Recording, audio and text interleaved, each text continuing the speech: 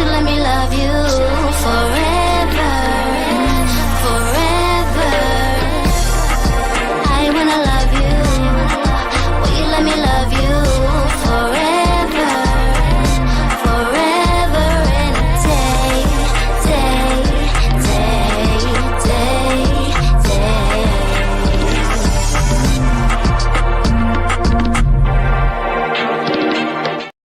Hello. Wait, let me fix my count there. Welcome to TMW Online, the Melanated Way. I'm Linda. That's Abby. We are here on a special Wednesday because we didn't have a Monday show. Life happens, and people gotta travel and live life and all the things, right, Abby? That's right. But we're here to come back to 90 Day because it's my favorite thing and I will never shut up talking about it. Facts. Hey, Ray Della. Hey, girl. Hey. Yes. So we are covering 90 Day Fiancé The Other Way, season 7, episode 16. And I want to say it's crikey.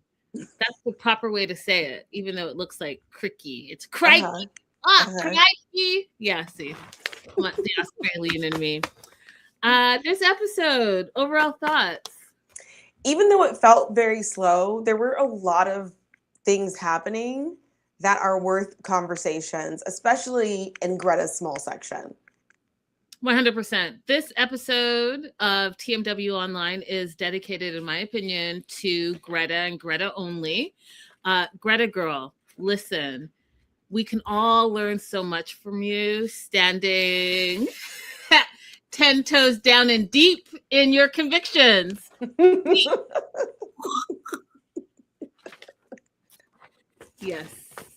Yes, indeed. That being said, let's just jump right into it.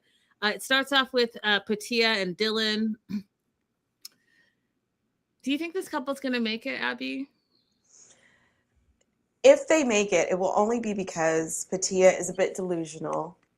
Because Dylan is saying everything that he could say to make her run away, and she's not running away, in my opinion. Yeah. I feel like Dylan is low vibes. He's giving me low vibrations. He's giving me no effort. And he's giving me like, I'm just going to do what I've always done. And hopefully because you're older, you're not wiser and you're just going to go with the flow. And I'm not a fan of it. But yeah. Well, his friend said something very interesting that I think applies as well. He said that he's just has a hard time changing anything. He won't even change his food. So you know how people say, like, when you've been traumatized, you might be inclined to go back to the person who caused the trauma because your nervous system just goes back to what it knows. It just it sees that as a known rather than searching for something new, even though the new could be better. Maybe this is Dylan with Patia. He's just gonna keep trying to stay with Patia and not look for anything new that actually meets what he wants because it's just what his nervous system knows. Maybe, or maybe like no one else is going to put up with his BS, and he knows that she will because she continues to take him back. I mean, somewhere in this episode, they said that they used to break up after they were engaged every 3 weeks, and I just don't know anyone that I wouldn't put up with that. Yeah, that's ridiculous. I wouldn't put up with that. So he's concerned about the boundaries with his mom, and he's worried that she continues to ask every week about being proposed to. And women, ladies, friends, girlies, if you have to beg your dude to marry you, that might not be your dude. No, just no. So he's going to go to the jewelry store. And I thought, okay, he's going to go to the jewelry store. He's going to find a ring for her. They're going to have a fresh start. But no, Abby. The old ring from 12 years ago that he took back from her, he's just going to get it polished and shined up. Here you go. Get it back right here. No. I just, no. So same ring he's going to give back to her. Friend thinks that, maybe you want to look at other rings, which is what I'm thinking. Maybe just take the diamond out, put it in a different setting. That way you're not spending more money if that's your issue. But I know it's not your issue because you own a bunch of properties. You're just being low vibes. You're being low vibrational and giving this no effort. And I just don't appreciate it. And I think that no. Can you get into Patia's mind here? I'm having a hard time understanding her perspective. Why repeatedly ask for this ring? So, Abby, I think this is what it is. And live chat, let me know what you think. And if you're watching the replay, let me know what you think. But I think oftentimes as women, we stay with the devil we know. And we are like, we've put so much time and effort into this situation. You know that person's ins and outs, and it might not be perfect, but because you feel like you've invested so much time, you're going to stay with it.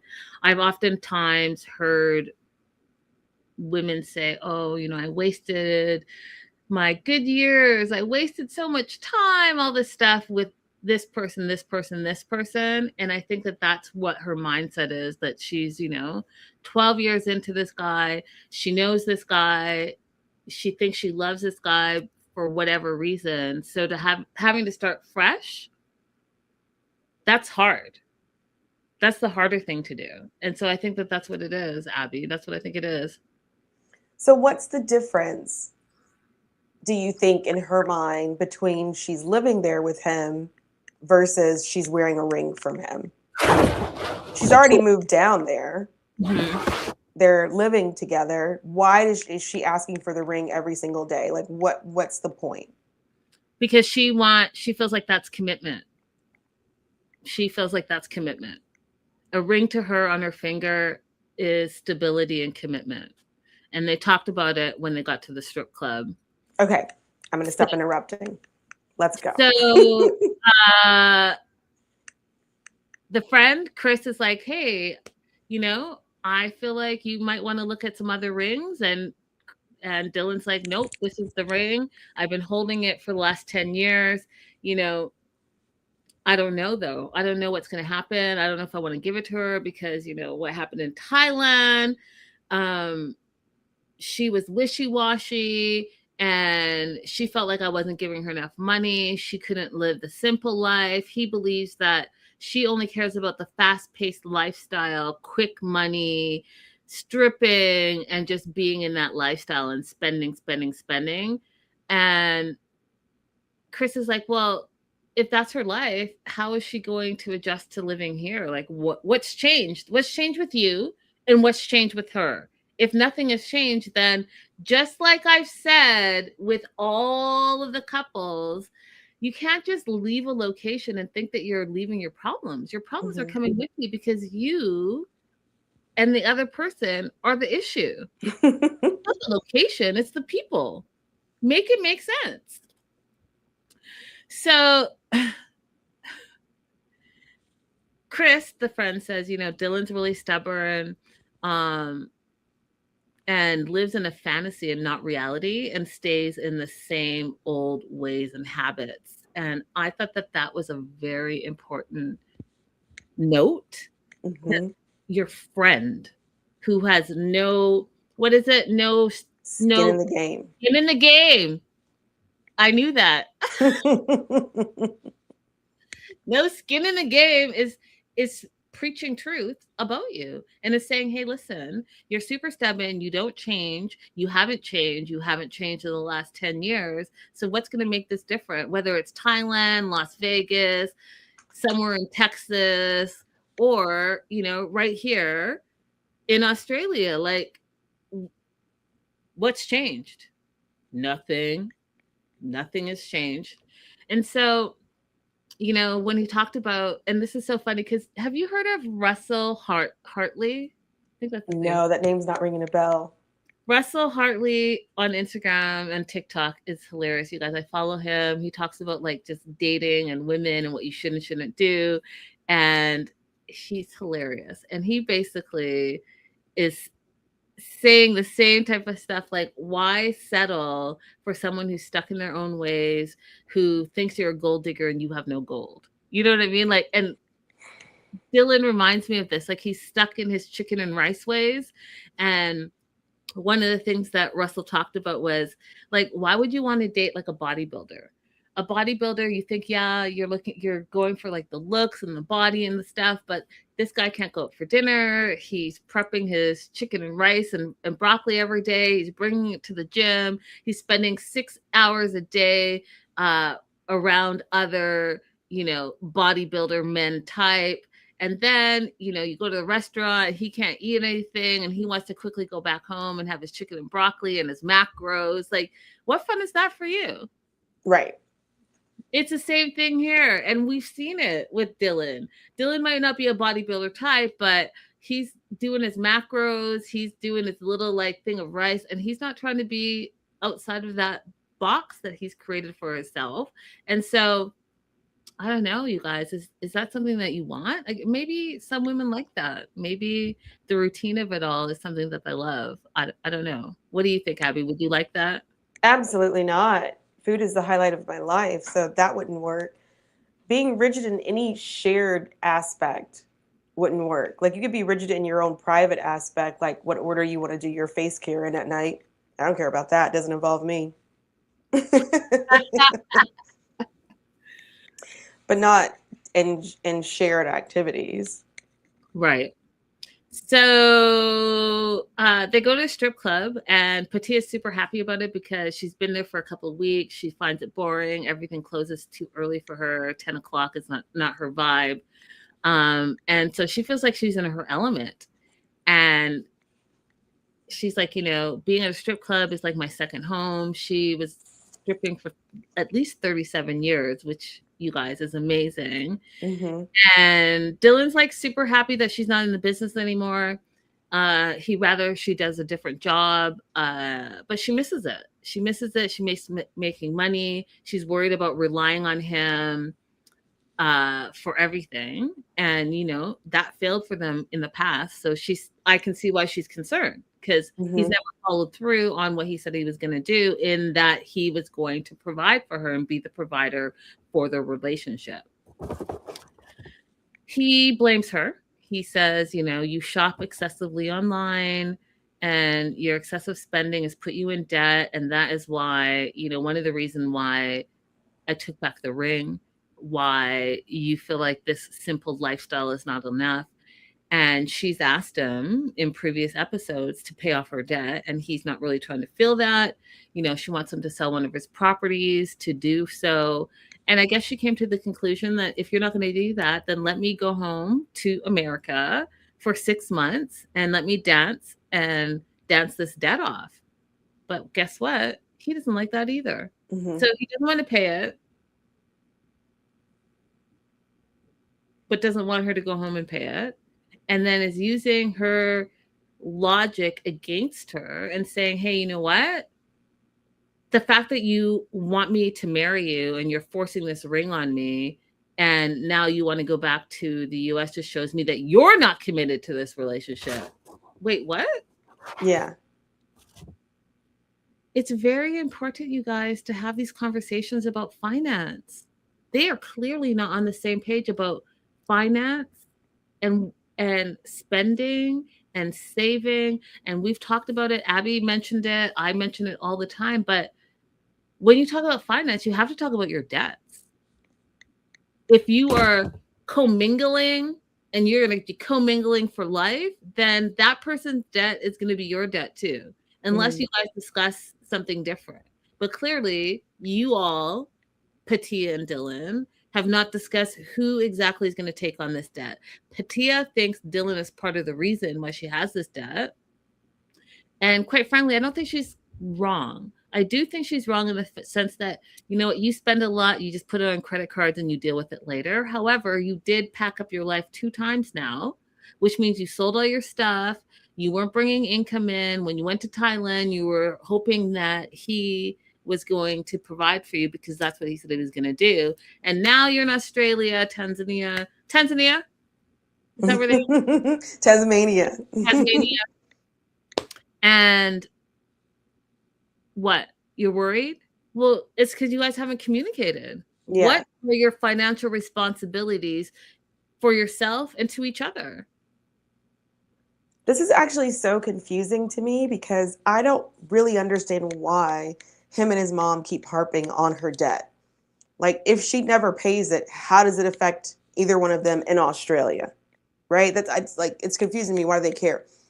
The other thing that's confusing to me is, if you feel like her debt is a problem, then why wouldn't it have been, you need to resolve this debt before you move here, or here's how much I'm willing to help you with it. Here are some jobs you can get once you get here. There just seems to be an admonishing her for the debt without any solutions being provided. 100%. And it's because they haven't communicated. They haven't communicated and they haven't talked about it. And that's the biggest issue. Right. But the friend wins the episode. Chris and the other friend that we'll see later on with Chloe and Johnny, the friends win the episodes. They're talking so much sense and asking the best questions. Chris asked during the short segment that we saw him in talking to Dylan such good questions. Mm-hmm. It is. The other issue that I think is crazy is they're both strippers. They met as strippers. They've been strippers. Dylan still is a stripper, but he doesn't see her stripping the same as him stripping. And he doesn't like the fact that she wants to go back to it. He feels that she's addicted to the fast life and the money. And says to her, if you really love me, you would just stick by my side no matter what. So many things wrong with that statement. And she says, well, if you really love me, you put a ring on it. There are so many things wrong with both of those statements. Do you want to start, Abby? Yes. Let's start with him not wanting her to dance anymore. Question. Did you understand what his perspective was on that?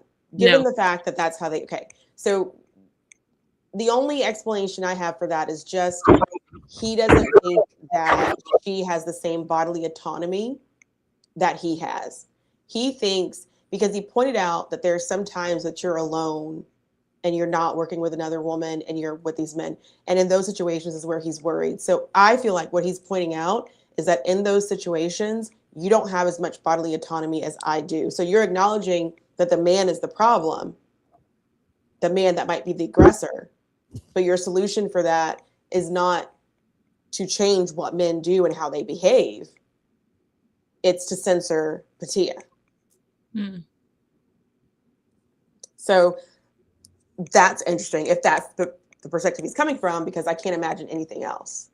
You know, I also take so much issue with, if you love me, then you would just stay by my side no matter what. There's no situation where you should stay with someone no matter what. And I'm talking about no matter how much you love your parent, no matter how much you love your sister, no matter how much you love your partner, there's no situation where you should just stay with someone no matter what because you love them, because there are things that people who love you can do that are very detrimental to you. 100% agree with you. Hi, Tina. Hey. Tina says, I think he is such a gaslighter. Hi, you just popped up on my YouTube feed. Glad to have you. Everyone, welcome Tina over. I do think that it's also important, you guys, that just because you've been with someone for a long time doesn't mean you have to be with them forever. I also think that when someone says, you know, stick by my side no matter what, it is deep, dark waters over there, right? Because no matter what means what. If you are in an abusive relationship and that person's saying he's having a bad day or she's having a bad day, whatever, no. If you are being financially abused, because that's a thing as well, no. There is no situation where you have to stick by someone's side no matter what, especially if it's a toxic relationship, okay? You have full autonomy on yourself and your happiness and your joy. And if that situation is not bringing you joy, life is just too short to stay and be like, I'm going to stick by your side no matter what. Now, if you're a ride or die and you guys are both the ebb and flow and ups and downs supportive of each other 100%, that's a totally different story. And that's not what I'm saying. What I'm saying is, if you're in something toxic, just because you've been with someone doesn't mean you have to stay with someone. That's it. Absolutely. Anything else to add for this couple before we move on? No, you know what? I think his friend Chris just really covered it and gave him some good questions to think about if he's willing to do it. Like, how do you figure this is going to work out long term when the pace of life that you both want is completely different? Exactly. Exactly. Moving on to Madeline and Luke. What were your overall thoughts? Blah. Blah, blah this story, blah this. Oh, if you are pregnant, we're just going to have a baby. Absolutely not. Just go ahead, pop a pill, and fly somewhere. The child doesn't need it. You guys don't need it. No. Okay, so are you still beefing with Luke, or are you giving Luke and Madeline equal responsibility for this? I'm still beefing with Luke. I'm still giving him more responsibility. I will forever give him more responsibility as the adult in the situation. And I don't understand why he persists in talking to Madeline like she is a fully formed adult when he intentionally dated a child. All right, so we're going to continue to agree to disagree. She absolutely is not a child. You know, she's 23 years old. She might be a young adult, but she's not a child. And, you know, again, I'm going to reiterate, Abby, her body, her choice. And so she knows exactly what she's doing. And towards the end of their segment, I was shocked, but not shocked on her responses. So, she thinks she's pregnant. Luke is stressed out about it. And she's like, you know, if we have a baby, you know, I need stability and I need you to not be a cheater, even though he has, like, I mean, did he cheat? I don't know. So he's not confident in their compatibility. He's brought up that in the past, and she is not trusting of him. But here we are.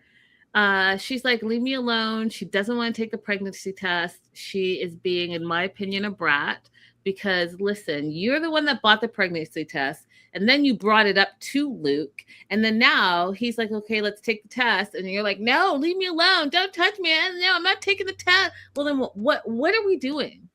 What are we doing? That's childish behavior. So if Abby, you're referring to her as a child for that, absolutely childish behavior. Take the test, find out, have the facts so that you guys can move forward properly and decide what you both are going to do. This is ridiculous. You brought the test. You think you're pregnant. It's your body. So do you want to know or do you not want to know? Just saying. So finally she decides that she's going to take the test. She's never taken a pregnancy test before. And so she's freaking out, which, you know, is normal because they're not in a good place in their relationship. I don't even know if they should be in a relationship. She takes the test. She comes back to the bedroom and says, you know, to him, what do you want it to be?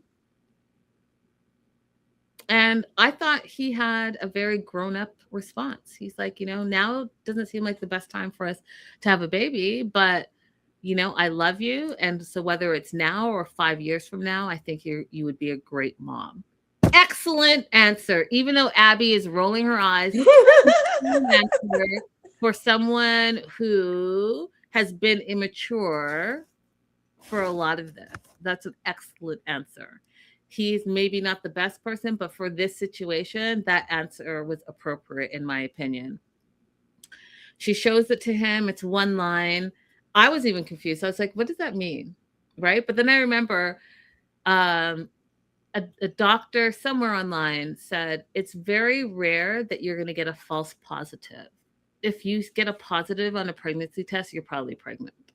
So it's the false negatives that are the ones that are the ones that are like, oh, you thought you were, but you are. That's truth.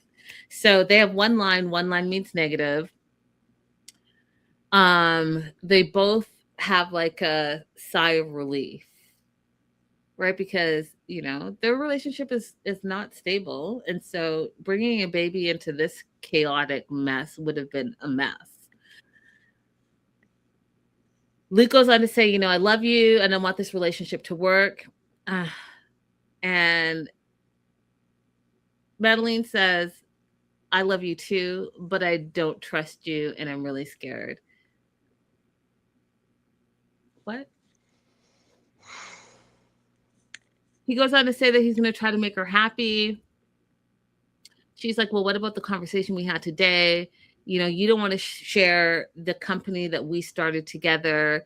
And, to you, it's all about the money. But then she says in the same episode that to her, it's about the money as well, because she doesn't know if they're going to work out long term. And she wants to make sure that her name is all the paperwork so that if they separate, she's going to get something out of it.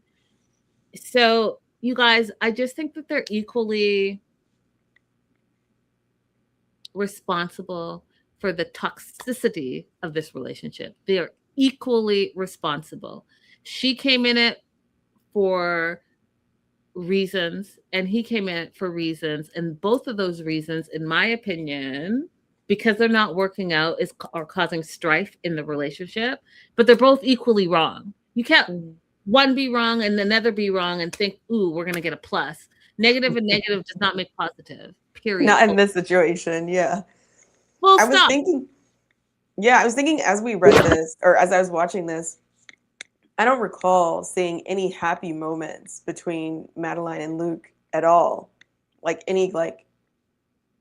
even when he surprised her with the flowers and coming a day early, she still pretended to be upset with him, or was really upset with him, and then gave him a hug. It wasn't like, like a happy reunion. So I don't think they need to be together at all. I mean, like, the producers couldn't squeeze one happy moment to show us out of this whole situation.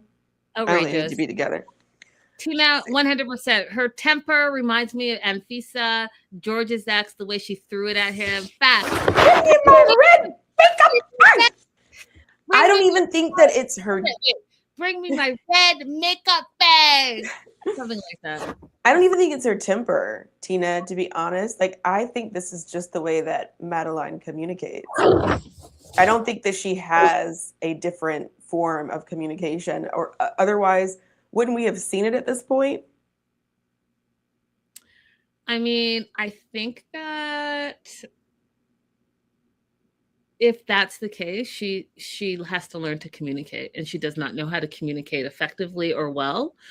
She even says that she realizes that she's difficult, but loves everything. This is what she says. She loves everything that Luke does for her. Mm-hmm. Not Luke, I love you as a person. Not Luke, you are so amazing as an individual. None of that. I love everything you do for me. And that is my point, Abby. That is my point. Oh, no, we agree on that. No. Do we? We do, because remember I said that I think that for someone her age coming into this relationship, she was 18 or 19 when they got together, with her background, I don't think that she is capable of searching for a partner for love. I think that she's going to always be in a survival mode. Like, does this fit me being able to survive in the future? That's the way that she's going to make this partnership. It might even be the way that she makes her platonic relationships, because when you've been on your own from 14 years old, you're not looking for companionship. You're looking for, what can somebody do for me? So I'm not surprised that she discusses Luke in terms of what he can do for me. On the flip side, I think that Luke looked for somebody who was younger that he could impress with his money, even though we know that, he's severely in debt. I think he looked for someone that he could impress with his money, because otherwise he has no personality. Okay, but two wrongs don't make a right. Oh, no, I don't think it does. I just give the greater share of the responsibility for the situation to the person in the situation who's older. Yeah, but older doesn't necessarily mean you're wiser and make better decisions. But you should be. And that's why I put the responsibility on him, because he's older, pursuing somebody who's significantly younger. So I'm going to give him more of that responsibility. And again, we're going to have to agree to disagree, because I don't think just because someone is older that they're going to make better decisions, because we don't know his history, his life choices. And just because he has more years in age doesn't mean he's going to be more responsible at all. And he's a man. I read an article recently that said most men don't actually fully mature until they're in their mid to late 50s, y'all. I think I read something back when I was in my 20s where it said men mature at their 30s. That study clearly is gone, because now it's mid to older 50s. So damn near death. So, like, okay. But I will say this, and I'll continue to say this, they are both equally wrong. I think they both need to go to therapy and figure out who they are as individuals, because I don't think either of them know really who they are. And if it's true what Abby's saying, like Madeline is, even in platonic relationships, looking for what she can get out of someone, that is a terrible friend and terrible partner to have in your life. What can you get out of them, rather than what are you bringing to the table for yourself, and can you survive and be a wonderful, lovely person for yourself? Yeah. But it's just like Maslow's hierarchy. If your basic needs are not met, then you're not able to look at relationships in a different way. Are her basic needs at 23 not met? She is in some pageantry stuff. She was looking at buying her own condo. She drives a BMW. She has 2 like foo-foo dogs. She has a business at this point of where we are in this season. So she's not struggling anymore. So yeah, but you know how you meet people? She can go ahead and work on herself. What did you just say? Do you know that it is a thing in like perimenopause and menopause that you just will listen, randomly choke on your own spit? No. It's like, it's a thing. So like your mouth starts getting drier, your saliva ducts aren't producing as much saliva, and then like you'll have a random flush that just happens in your mouth and you just like choke on your own spit. It is the weirdest, most embarrassing, maybe not most embarrassing because you're also pissing on yourself sometimes, but like it is one of the more embarrassing parts of perimenopause because nobody tells you about it. It just starts happening and you're like, what the fuck just happened? Can I tell you, I talked to my really good friend Sarah, I think it was last week, and she was telling me, like, first of all, like this whole perimenopause and menopause situation, you guys, like, we all need to be talking about it more, because the things that she was telling me are just, they just sound terrible. They sound absolutely terrible. And it's terrible. I just think as women, we go through so much and we are so strong. And I guess I'm just not looking forward to it, because the things I'm hearing, it just sounds terrible. It just sounds terrible. She told me like she can't sleep at night. She's waking up every like few hours to go to the restroom. She said like she's like itchy all of a sudden for no reason. Like all these things just sound absolutely bonkers. Yeah. It's bonkers. And like because women don't talk about it very much, you'll just be thinking, oh, Tina knows. You'll just be thinking like, am I having problems with like anxiety? Am I having like some psychosomatic issues? No, it's all just menopause. Yeah, we all need to start talking about it more, because again, it's only in the last 5 years that I've started hearing about perimenopause. It's nothing that they teach. At least they didn't teach me when I was growing up. No, sorry, but I cut you off. You were talking about Madeline and Luke. She has all of her needs provided now. They just need to go to therapy. This is a toxic relationship, and I think that both of them need to go to therapy and work on themselves rather than forcing this relationship to be something that's not. I think they need to split up. I mean, they can go to individual therapy. I don't think that they need couples therapy. I think they need to be alone. And again, individual therapy is what I'm talking about. Oh, okay. Go and work on yourself individually, separately, because both of you, in my opinion, are not bringing the proper things to a relationship. If one person is looking in a relationship for what they can get out of it, that's just sounds crazy. And if someone is looking to be in a relationship with someone younger so they can control the relationship and they bring nothing to the table as well, and they are fibbing about who they are and who they represent, then that's not okay either. Go and fix yourselves. Go and work on your financial stuff, go and work on your emotional stuff, go and work on this gaslighting on both parts, go and work on your communication, and it will just be better for everyone all the way around.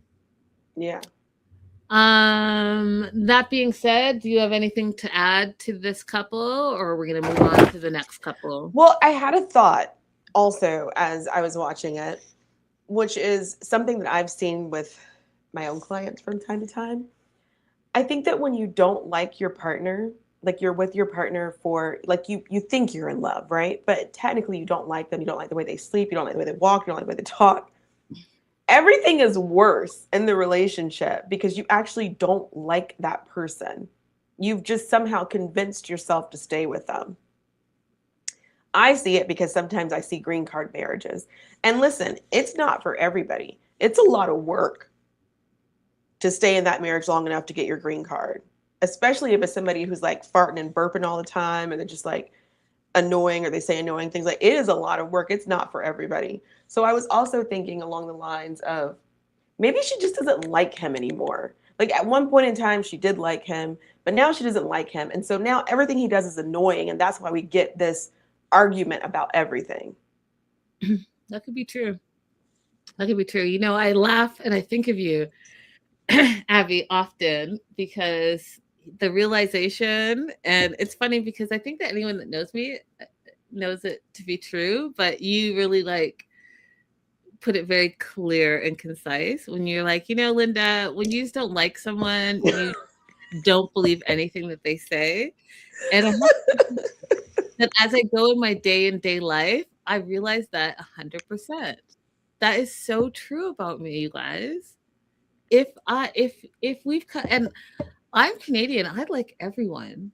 But if I actually don't like you, then yeah, I don't believe anything that you're saying. And I don't know where like it's like this. It's like a misfire. You could say it, and I just like I'm looking at you like no.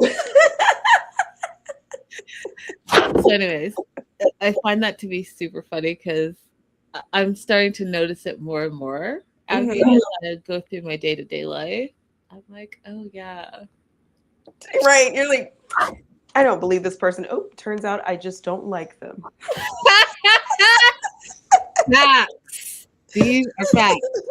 And it's not often, you guys, because I really do love everyone. But there are some people that I'm just like, no, immediately no. And I told you guys, like, my gut is really like God speaking to me, and I trust it 100%. But yeah, so it's true. It's true.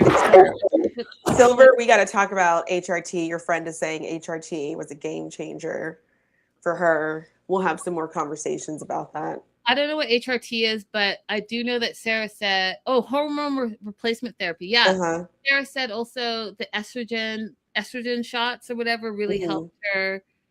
But the natural, there's like natural and not natural. I don't know, you guys. Maybe we'll get some experts on and we'll have like a whole show on this. That being said, we're moving on to Johnny and Chloe. Overall thoughts on their segment. You know, I actually do have one interesting thought about this. Okay. She's repeatedly saying the easiest way, we all know how this ends, but let's just go with me. She repeatedly says the easiest way for me to stay here is for us to just get married. She says it to Johnny, says it to her friends, says it to the camera. And at no point in time would somebody equate this to a green card marriage. But that's what you're always accusing everybody else of. Not you, Linda, like you, the viewer, you Americans mostly. You Americans are constantly claiming that somebody is just doing something for a green card. But here we have Chloe openly admitting the easiest way for her to stay in Aruba is just to get married. And that's the same thing that I'm pretty sure people in her family would be against if it came to somebody coming to the United States. 1000%. And why do you think no one is saying that, Abby? Why? Why? Why, live chat? Why? I mean, I know the answer. Do you? Just saying. Y'all up here talking about how the Nigerians are coming to America. They just want a green card. How, the Moroccans are coming to America. They just want a green card. How, I don't know, whatever. All of it. All of it that y'all are saying, the rhetoric that we hear nonstop. Chloe's saying the exact same thing for Aruba, and none of you are up in arms about it. Why is that? Is it because it's not America, or could it be something else? Oh,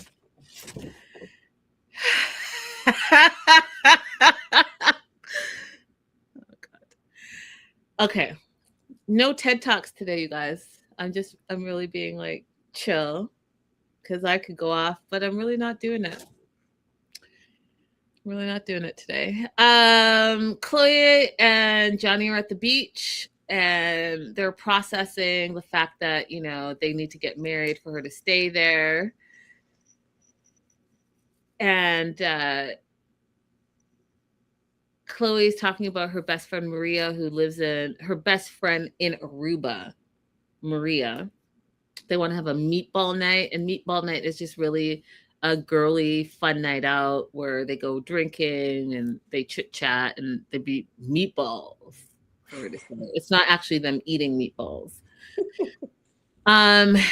Johnny thinks that he's going to be a part of this dinner and drinks thing, and is like, are you making sure that you're only going to have one drink?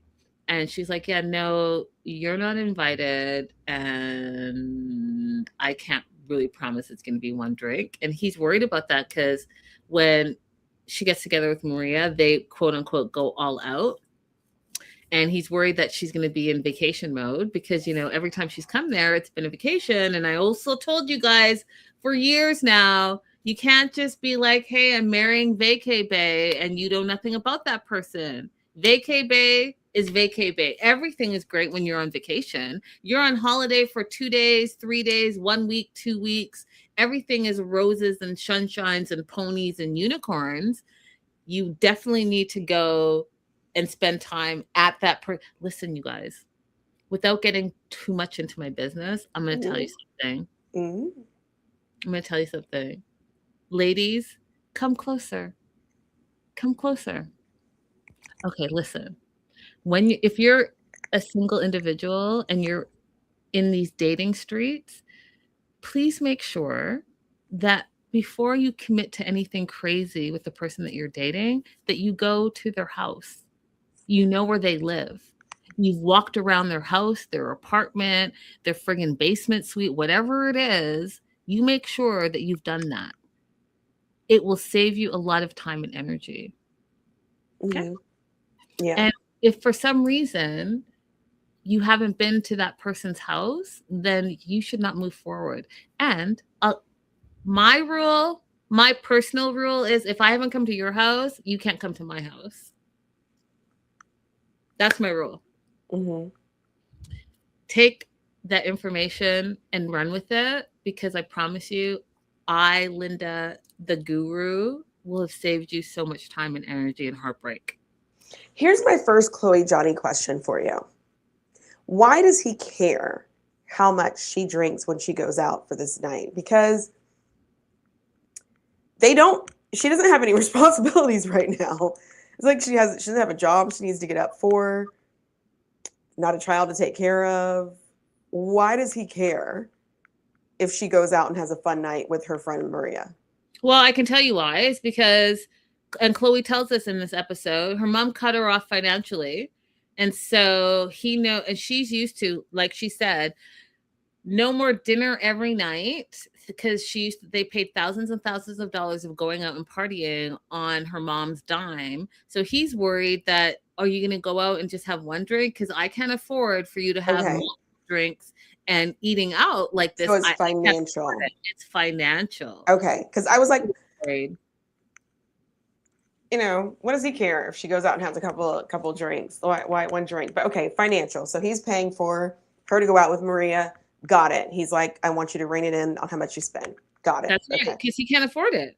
So she's meeting with Maria and I think it's Camellia, and is catching them up on all things, her relationship, her finances, her all the things.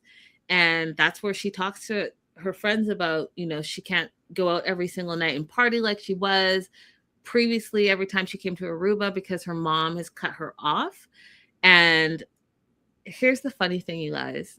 The mom has cut her off for her to like be gallivanting and doing all the things that she wants to do with no idea of what costs what. But she's still on her mom's phone plan.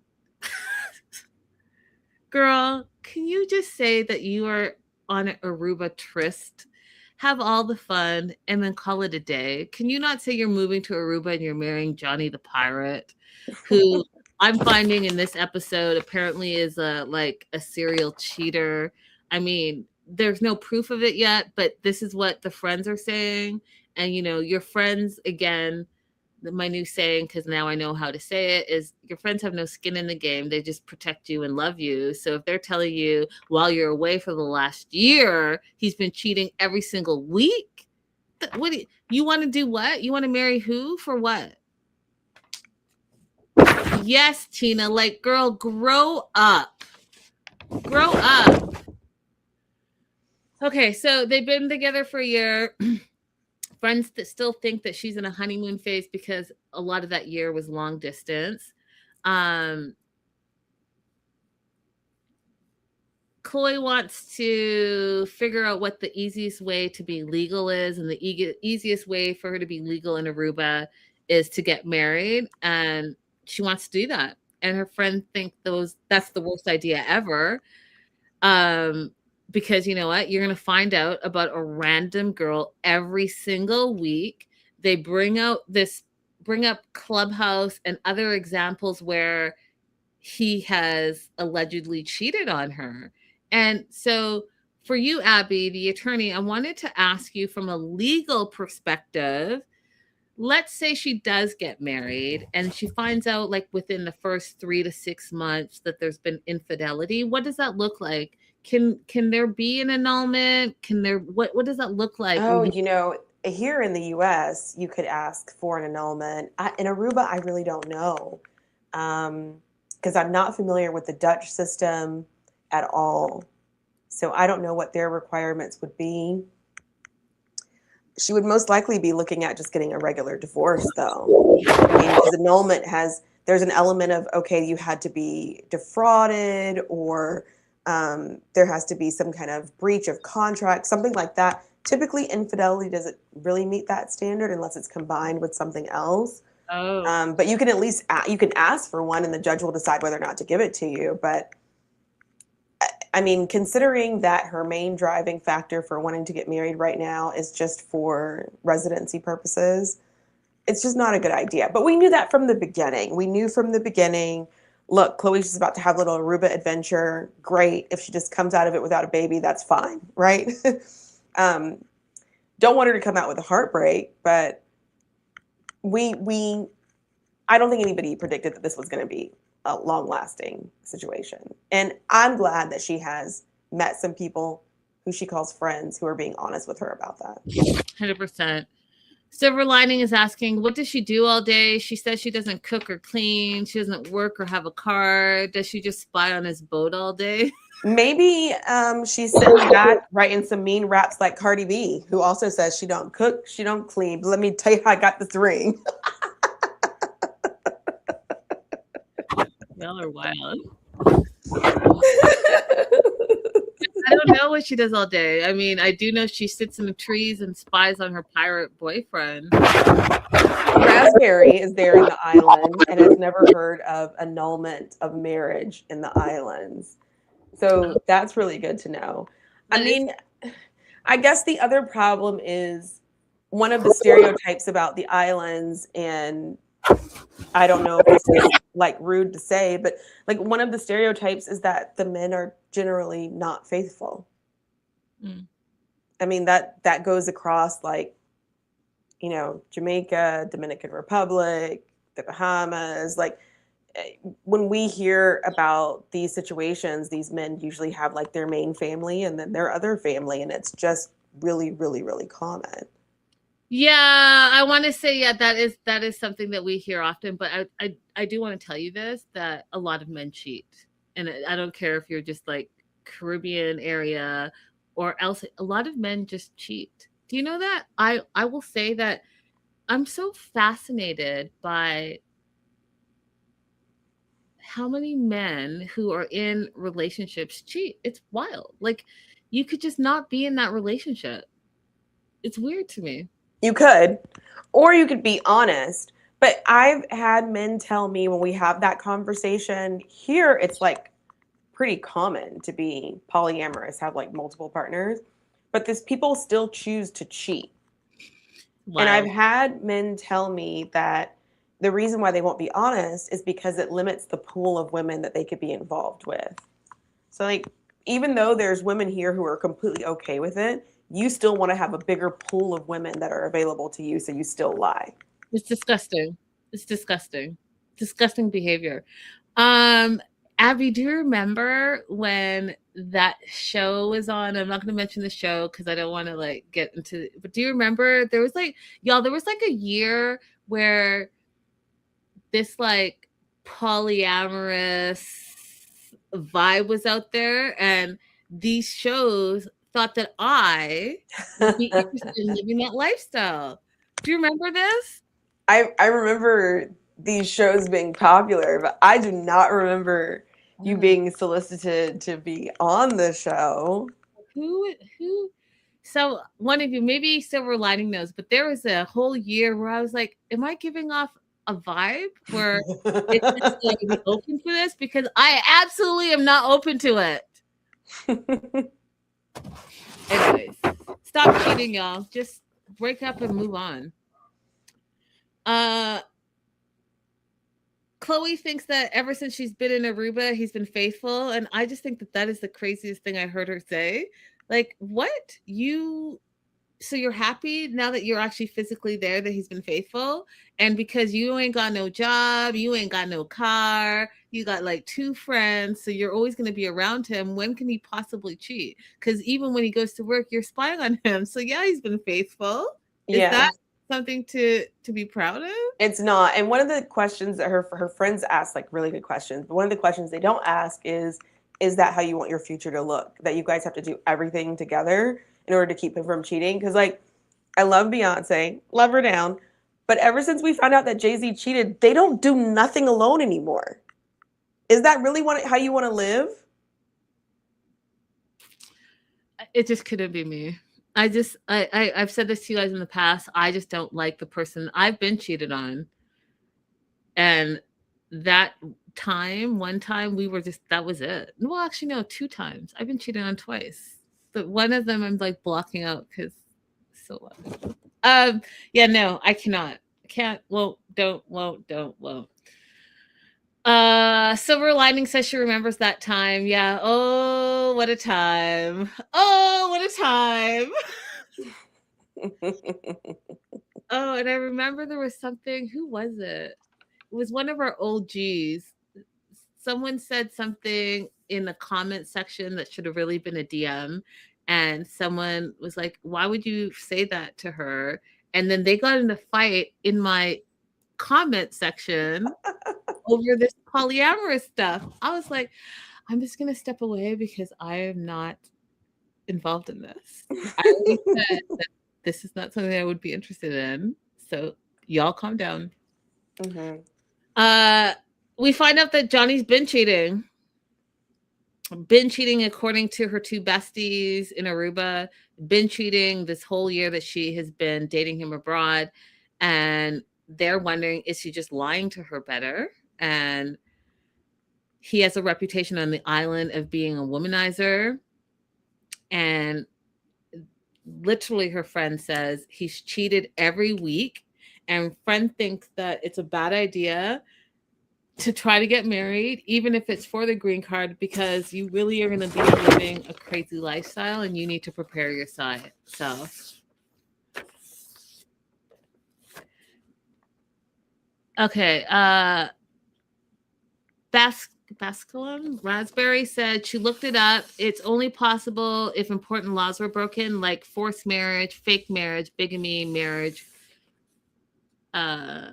with relatives. Oh, whoa.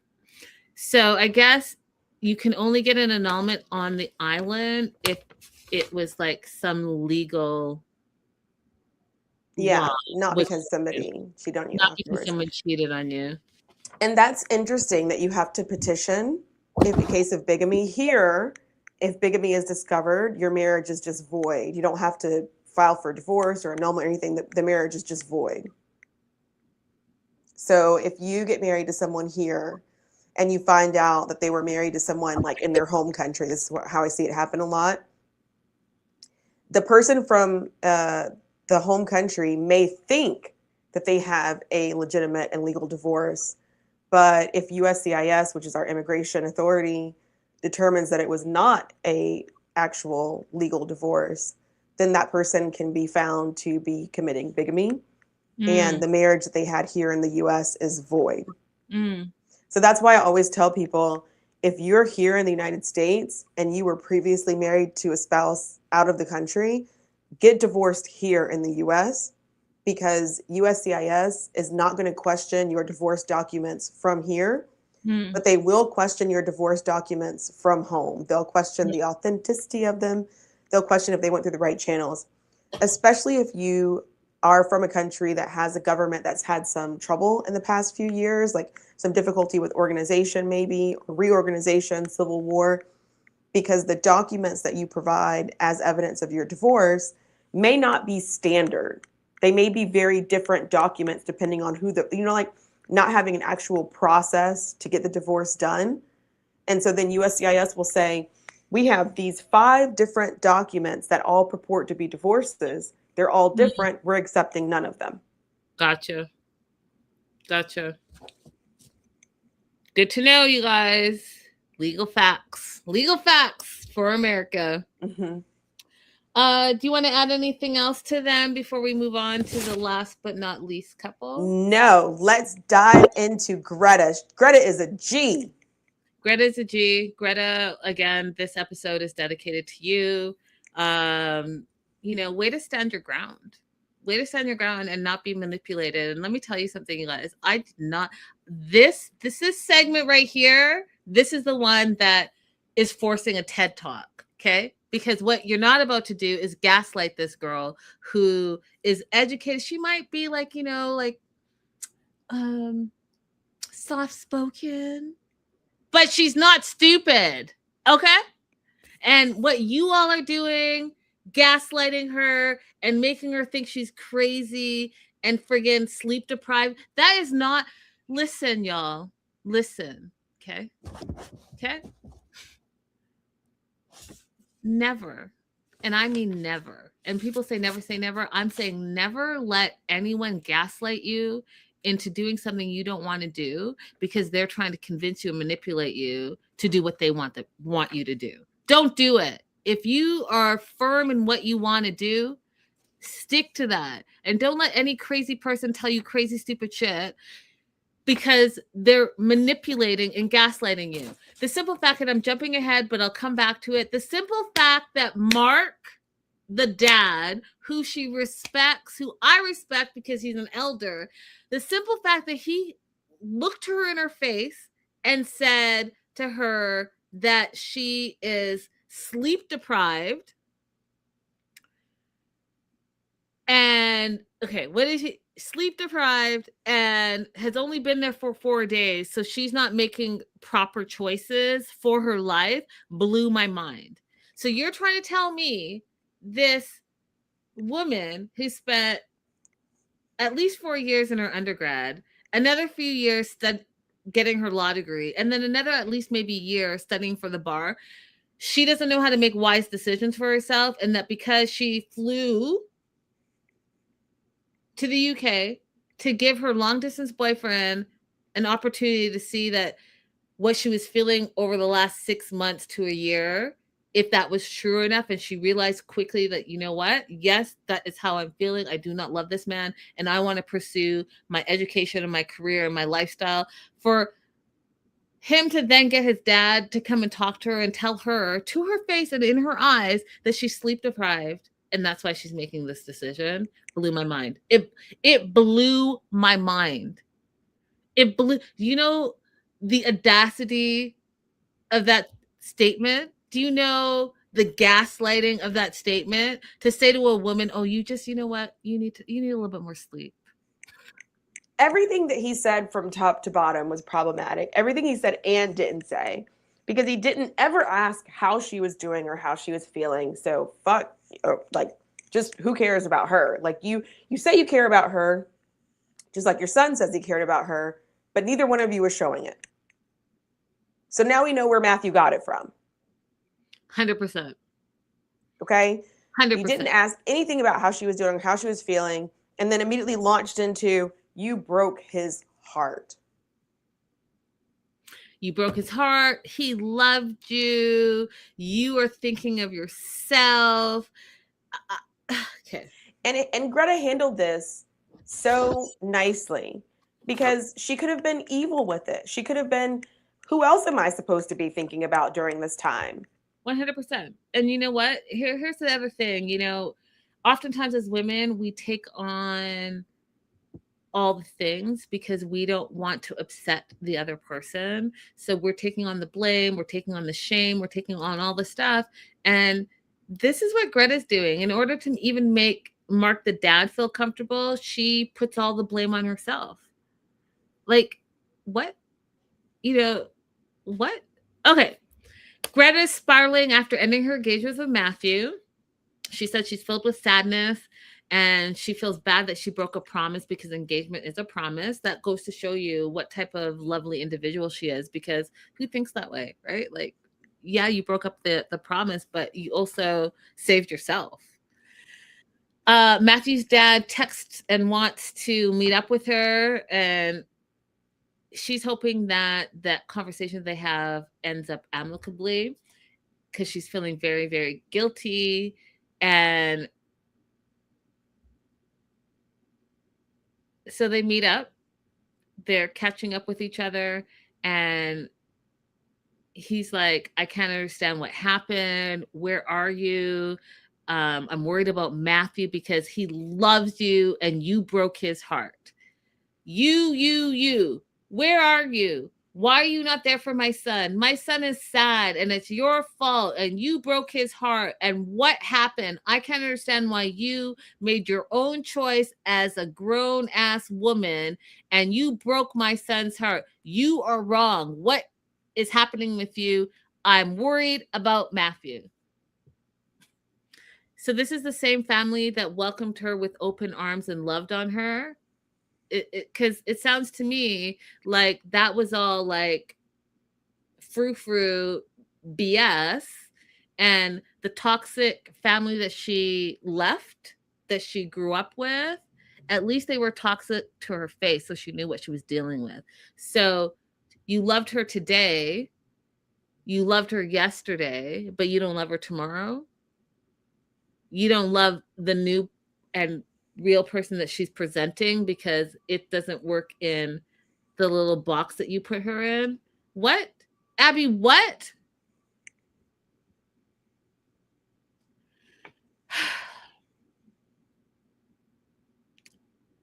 So she's struggling, right? So Mark did all this pointing and blaming, and that's why she's struggling. She doesn't want to hurt Matthew. She doesn't want to hurt the dad.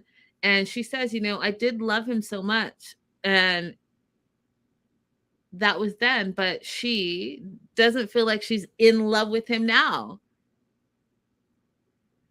And then here is where I was just like, what year are we in? Like,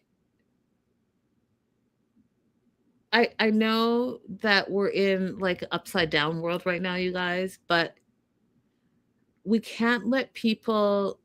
Here's my note. Don't mix up empathy with manipulation. Okay. Because it can look like they're being empathetic, but they're just manipulating you. Because when he said that Greta has forgot how to live because she's been studying, you all should be appalled.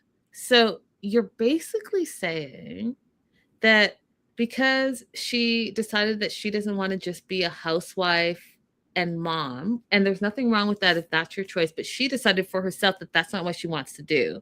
She wanted to further her education and did further her education and became a lawyer, passed the bar, the whole 9 yards. And so she decided that she wants to continue to pursue that. The dad then says, you forgot how to live because you've been studying and educating yourself. He expected her to go, woe is me. I'm just a little lady who doesn't know what I want or need. You all right? Let me come back to the house with you. End scene.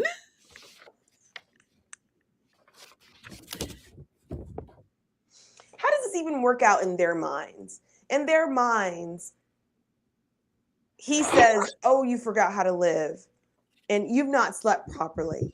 And she says, you know what? You're right. Let me come back to the house. Like, in their minds, does that then create a good relationship?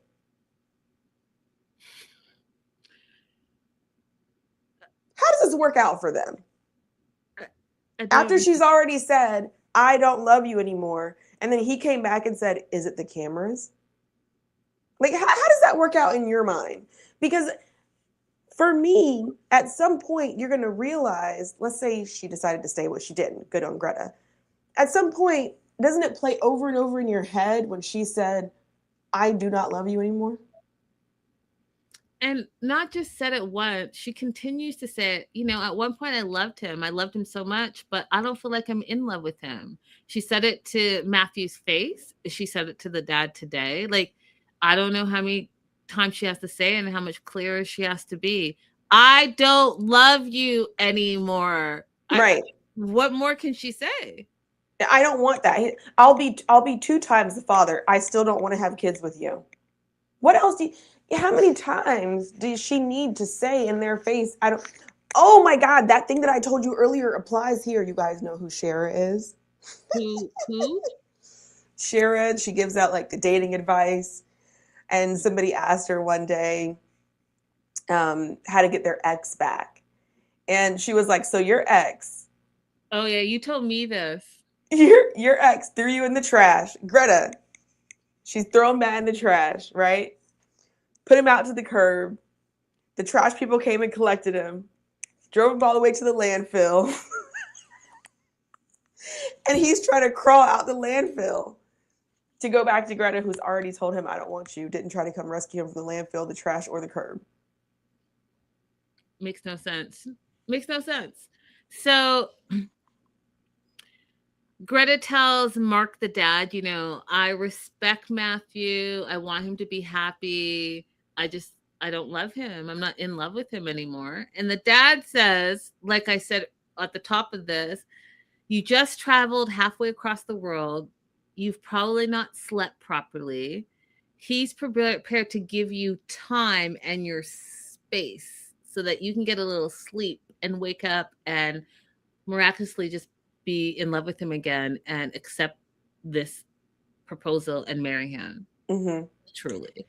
He's willing to give you time and space, but not space in that room to put your things away. The dad goes on to say it's been 4 days. It hasn't been given enough chance to go any further. And this is where I'm going to reiterate to everyone, do not mix up manipulation and empathy. They are completely separate things, but they can look similar. This is manipulation because nowhere in here, like Abby said, did Mark say, how are you doing? You know, we care about you. How can we be there for you? How can we support you? How did you come to this decision? Okay, we'll respect this decision. And how can we consciously uncouple?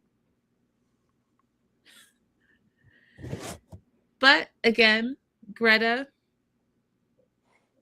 all the props to you because she said, you know what? I know that Matthew is not my person.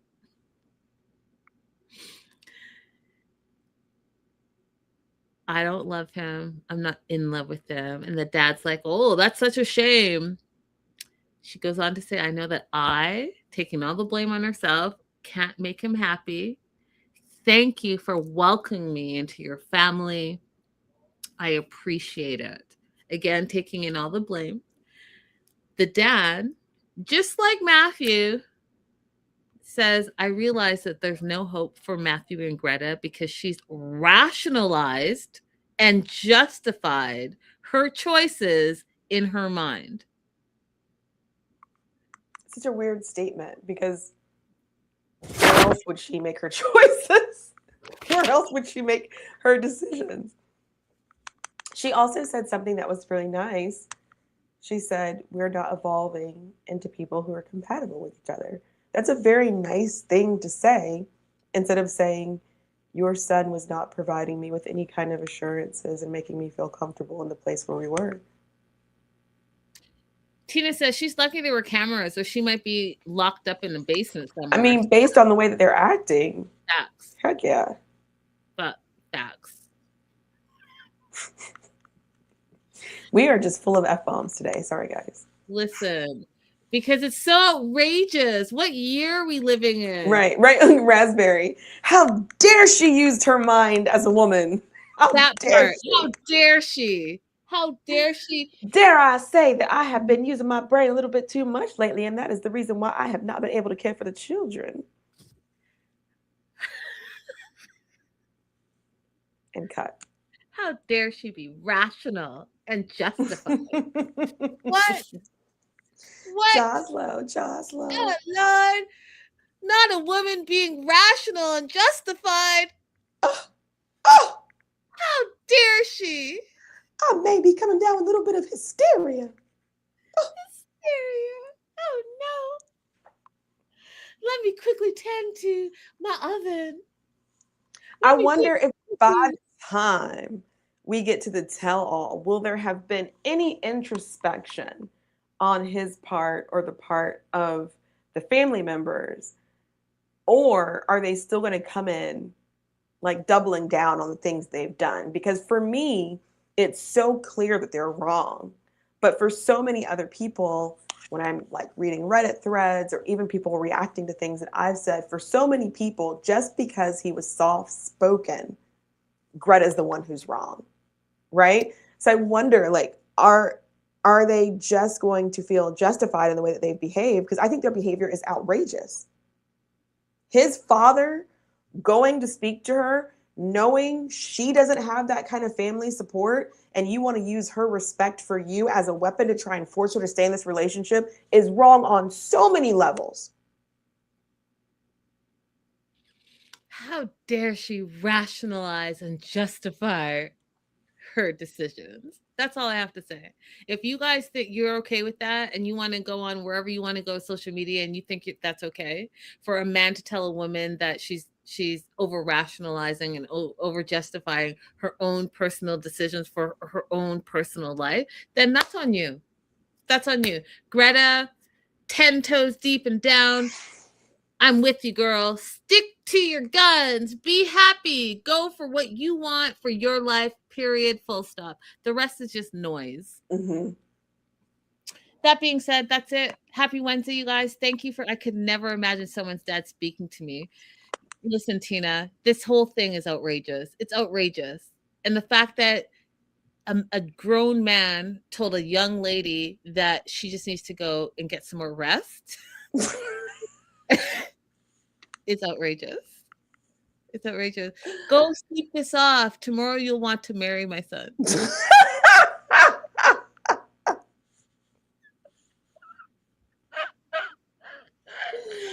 And on that note, we will see you guys on Friday. We're catching up. We're catching up, y'all. Let us know your thoughts on this episode. Don't forget to like and subscribe, and we'll see you Friday. Even if Greta is wrong, what good would it do to have a relationship with someone who is not into it fully? Facts. Thank you. That's what I'm saying. Tina, thanks for popping over. We loved having you. Subscribe so you can come back. Subscribe, and we'll see you guys on Friday. Bye.